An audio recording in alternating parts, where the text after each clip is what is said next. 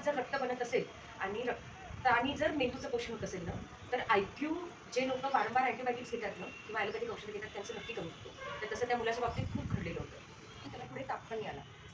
4 महिन्यात त्याचं 10 किलो वजन पण वाढलं आणि 10वीत तो खूप चांगल्या नाही, पण त्याचं जेव्हा लेवल होतं ते 75-80% घेऊन तो पास झाला. म्हणजे इतकं चांगलं त्याचे आई-वडील वगैरे सगळे खुश होते. त्याचं मी व्हिडिओ बहुतेक टाकलेला आहे ना ग्रुपवर, शॉर्ट टाकलेला आहे त्याचा आईचा जो होता आहे ना. तर असं एक मागची केस घेतली. मग त्याबद्दल आपण काय विचार केला, त्याला काय ट्रीटमेंट दिली ते सगळं मागच्या लेक्चरमध्ये सांगितलेलं होतं. आणि मागच्या याच्यात आपण ज्वराचे हेतू बघितलेले होते. म्हणजे मानसिक हेतू जास्त बघितले की ग्रंथात दिलेलं आहे ते मी आता बोलणार नाही. ते आपण सगळं जेव्हा रेग्युलर वाचन होईल किंवा कॉलेजमध्ये तुम्ही सगळं शिकणार आहे. आणि रेग्युलर वाचन जे होते त्याच्यात पण आता पुढे निदान सांगितलं त्याच्यात आपण निदान चिकित्सा हे सगळं घेणार आहे. जे ग्रंथात नाही आहे पण प्रॅक्टिकली जे आपल्याला दिसतं तेच आपण इथे बोलूया, कारण नाही तर मग आपल्याला वेळच पुरणार नाही ना सगळं आपण करत केलं. तर मानसिक हेतू वेगवेगळे जे होते ना ते आपण मागच्या वेळी बघितले. पूर्वरूप आपण बघितलेले है ना. जनरली ताप आहे असं आपल्याला केव्हा समजतं, अंग गरम लागलं तीच आपण म्हणतो ना ताप आहे. पण समजा एखादा व्यक्ती आहे तो खूप चिडचिड करत असेल तर कोणी म्हणेल का रे याला ताप आहे म्हणून, असं कोणीच नाही म्हणणार. अंग गरम नाही लागणार. हे सगळी ज्वराची पूर्वरूप आहेत बरं का. तर यांना आपण ज्वराची ट्रीटमेंट दिली ना तर हे पेशंट खूप चांगले बरे होतात. नाहीतर वर्षानुवर्ष हे कंप्लेंट केलेले लोक तुम्ही तुमच्या घरी आई मावशी वगैरे बघत असणार है ना, की चवच नाही तोंडाला, कडूच तोंड राहतं. इच्छा की काय महत्त्वाचे कारण प्रॅक्टिकली घडतात जे ज्याच्याकडे आपण साफ दुर्लक्ष करतो बरं का. तर हे आपल्याला माहिती असेल तर आपण ते बघू ना, माहितीच असेल तर आपण कसं बघणार, ते स्वतःच्या बाबतीत पण आणि पेशंटच्या बाबतीत पण है की नाही. तर ते आपल्याला आता बघायचं आहे. सगळ्यात पहिलं कारण काय आणि खूप दुर्लक्षित पण खूप जास्त प्रमाणात घडणारं हे काय आहे, अधारणीय वेग है ना. कुठला श्लोक आहे, कोणकोणते वेग धारण करायचे नसतात? 13 वेग कोणते? वेगाच्या धारणेत बालक विद्युत लक्षणा निद्रा कास श्रम श्वास शोभाष शर्दी रेजसा. व्हेरी गुड है ना. हे 13 अधारणीय वेग आहेत. हे धारण जर केले ना तर वेगवेगळे प्रकारचे आजार होतात. हे सगळं त्या रोगानुपातने अध्यायात दिलेलं आहे. पण सगळ्यात महत्त्वाचं आणि जे खूप जास्त घडतं ते कोणत्या दोन वेग असतात आपण, मलवेग आणि मूत्रवेग. म्हणजे स्पेशली बायकांना तर इतकी जास्त सवय असते लहानपणापासूनच मुलींना, लाजेमुळे म्हणा, कामात व्यस्त असल्यामुळे म्हणा, पब्लिक टॉयलेट्स अवेलेबिलिटी फिमेलसाठी कमी असते बाहेर गेल्यावर, किंवा खूप मुलींना पब्लिक टॉयलेट यूज केलं की लगेच इन्फेक्शन्स होतात, UTI वारंवार होतात. तर खूप मुली ते अवॉइड करतात. असे खूप आपण त्यातलेच असणार. म्हणजे मी पण माहीत नव्हतं तर लहानपणी असं होतं, मी कधीच पब्लिक टॉयलेट यूज केलं. मी दिवस तशी राहायची पण कधी जायची नाही, कारण ते शक्यच नव्हतं. मला माहीत नव्हतं तेव्हा असं असतं म्हणून है ना. तर हे सगळं आपल्याला लहानपणापासून जर कळालं ना तर आपण खूप चांगलं स्वतःची तब्येत करू शकतो. मग ब्लड प्रेशर थिक होणं, आर्टेरिओस्क्लेरोसिस होणं आणि हे सगळं कशाचं कारण आहे, हार्ट डिसीजेसचं कारण आहे, हार्ट अटॅकचं कारण आहे. म्हणजे फक्त मलवेग आणि मूत्रवेग पास न केल्यामुळे, धारण केल्यामुळे हार्ट अटॅक येऊ शकतो असं वाटू शकतं का कोणाला? तर असं आहे ना. आणि हे एक दोनदा केल्याने होते बरं का. ज्या लोकांना वारंवार असं करायची वर्षानुवर्षे सवय असते ना तेव्हा ह्या गोष्टी घडतात. पण आपल्याला हे माहीत नसेल तर आपण कसं करणार आहे, आपण सांगू पण कसं शकणार आहे लोकांना, तर हे आपल्याला माहिती पाहिजे. मग हे तर झालं समजा स्नेहाचं. पण त्यातले जे टॉक्सिन्स असतात ते जर रक्तात ॲब्झॉर्ब झाले आणि रक्ताची केमिस्ट्री जर 0.0001 मायक्रो मिलीग्रॅम सुद्धा ते जर ॲब्झॉर्ब झाले तर कॅन्सर सारखे भयंकर आजार होऊ शकतात.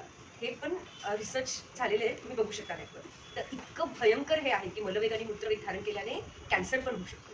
तर हे आपल्याला लक्षात ठेवलं पाहिजे की त्यांनी ब्लड केमिस्ट्री चेंज होऊ शकते आणि कॅन्सर, हार्ट अटॅक आणि वॉट नॉट सगळेच आजार मला आणि म्हणजे चरकाचार्याने तर सांगितलेलेच आहे की सगळे आजार हे वेग धारण केल्यामुळे होत असतात. म्हणून फक्त मल आणि मूत्राचं वेग धारण करूच नये, पण इतर जे आपण श्लोकात 13 पाहिले ना कुठलाच वेग धारण करू नये असं आयुर्वेदात सांगितलेलं आहे. आणि त्याला आपण महत्त्व दिलं गेलं पाहिजे. म्हणजे ते खूप माहीत असतं आपल्याला पण ते खूप आपण इग्नोर केलेलं असतं ना, त्याला कधी इम्पॉर्टन्स देत नाही आपण.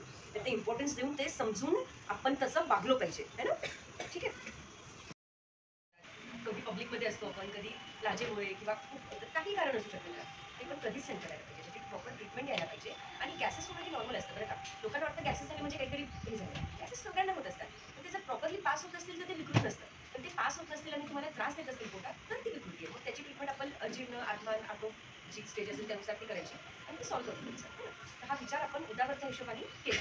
ठीक आहे. कोष्ठ व्यायाम आपण केले पाहिजे.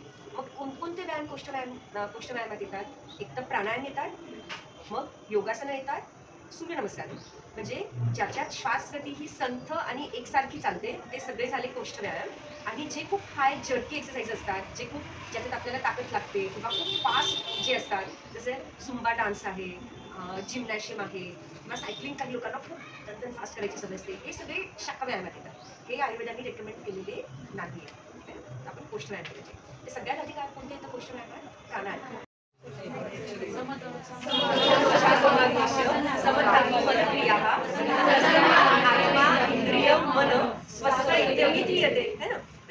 शारीरिक फिटनेसला स्वस्त सांगतो का आपण? फिट असणं म्हणजे काय? प्रसन्न आत्मा, इंद्रिय आणि मन. मग जिम करणारे नसतं ना, शक्य तुम्ही किती लोक बघा, शक्यच नाही असं, म्हणजे मी तरी नाही बघितले असं माझ्या बघण्यात नाही. मग काय अर्थ अशा या फिटनेसला? आणि ते पण जिम सोडलं की कसे सुटतात बघितले ना, अनुभव घेतले असतील तुम्ही. काय अर्थ त्याला?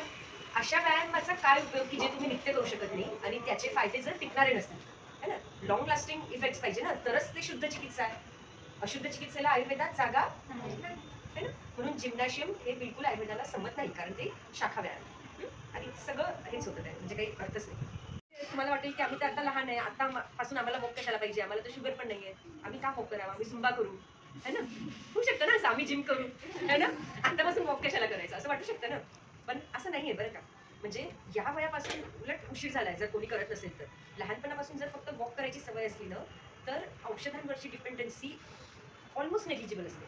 जे लोक फक्त 45 मिनिट्स रोज वॉक करतात ना, त्यांना काही आजार होत नाही, कारण त्यांचं पोटच साफ झालेलं असतं. आणि दोषा सर्वपी बंधाग्नो. अग्नी जर तुमचा चांगला राहत असेल तर तुम्हाला कुठला आजार होणार? म्हणून रोज कुठलंही तुम्ही काही व्यायाम नाही केला, फक्त प्राणायाम एक 10 मिनिटं, भ्रामरी 10 वेळा आणि वॉक जर केलं ना, तर आयुष्यभर तुमची तब्येत चांगली राहते. इतका महत्व आणि इतका चांगला फायदा फक्त वॉकचा होतो. किती सोपं आहे ना? करतो का आपण? कोण करतो रेग्युलर वॉक? आता कोण करतात? नॉर्मल सेल्स असतात ना आपल्या शरीरातले, ते त्यांना 6 तासानंतरच ते ग्लुकोजची डिमांड करतात. 6 तास त्यांना गरज नसते. पण 6 तास कोणी थांबतं का? कोण थांबेल, है ना? थांबायला पाहिजे. 6 तासाच्या आत जर आपण अन्न खात शकू ना, तर त्याला अध्यशन म्हणतो बरं का आपण काय. खूप लोकांचं कसं असतं, काहीतरी 2-2 तासाला खा वगैरे असे काही फंडे असतात ना, म्हणजे जे डायबिटिक असतात त्यांना ॲलोपॅथीवाले सांगतात 2 तासात झाले की तुम्ही काहीतरी खाच. त्यांनी कधीतरी किंवा वेट लॉसमध्ये पण ते असतं ना बऱ्यापैकी, की ते डाएट चार्ट असतो, त्यांना सांगतात की दर 2 तासाला 3 तासाला काहीतरी खा, है ना? बरं, यांनी शॉर्ट टर्म फायदा होतो पण, है ना? खूप लोकांचं वजन कमी होऊन जातं, शुगर पेशंटची शुगर कमी होते, पण ती टायमिंग होते बरं का. पण त्यांनी जे पोटाचे विकार आणि आम शरीरात वाढतो आणि पुढे जे मोठे आजार होतात ना, ते इरिव्हर्सिबल असतात. म्हणजे शॉर्ट टर्म फायद्यासाठी लोक लॉंग टर्म नुकसान करून घेतात. आणि असं आयुर्वेदिक कधीच सांगत नाही. शुद्ध चिकित्सा कशाला म्हणतो आपण? जेव्हा एक आजार आपण बरा करण्यासाठी ट्रीटमेंट देतोय, तो आजार तर बरा होतोच आहे, पण तो आजार बरा होताना दुसरा आजार निर्माण होत नाहीये, तर ती शुद्ध चिकित्सा झाली. मग हे शॉर्ट टर्म वेट लॉस करणं किंवा शॉर्ट टर्म साखर कमी करणं, ते लगेच रिझल्ट दिसतात ना, म्हणून लोकांना खूप क्रेज असतं त्याचं. हां, नाही आणि लगेच होतंय आणि होतं पण ती शुद्ध चिकित्सा नाहीये ना. मग हे लोकांना समजत नाही. त्यांना लगेच पाहिजे असतात. ताप आला की अर्ध्या तासात ताप उतरला पाहिजे. मग तिकडे वाढेना, तिकडे होणं कॅन्सर, तिकडे होणं काही घेणं देणं नसतं. आता ताप केलं ना म्हणजे ॲलोपॅथी बाहेर.